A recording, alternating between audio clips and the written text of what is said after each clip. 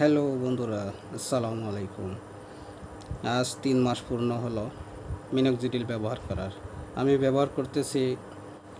ব্যবহার করতেছি স্প্লেন্ডোরা স্কোয়ারের। তো প্রথমটা স্প্লেন্ডোরা ব্যবহার করছি এবং দ্বিতীয়টা ওই দোকানে পাইনি, তখন ট্রুগেইন ব্যবহার করেছি, কোনো সমস্যা হয়নি।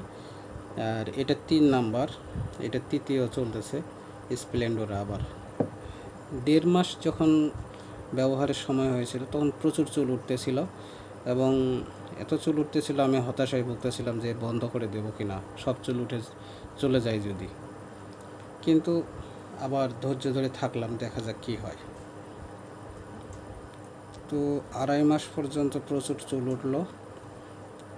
3 মাস এখন 5 দিন, 3 মাস 5 দিন এখন কোনো চুল উঠতেছে না এবং মাথায় হাত দিলে বুঝতে পারি যে চুল আছে।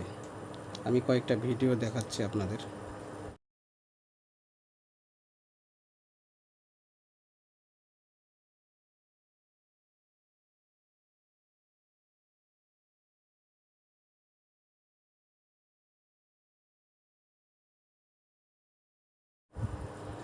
তো ভিডিওগুলো দেখলে আপনারা জাস্টিফাই করতে পারবেন।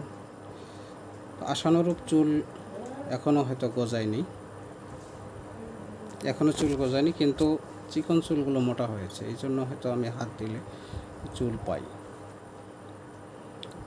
তবে আমি যেটা জানি যে 3 মাসের পর থেকে চুলগুলো গজানো শুরু হবে।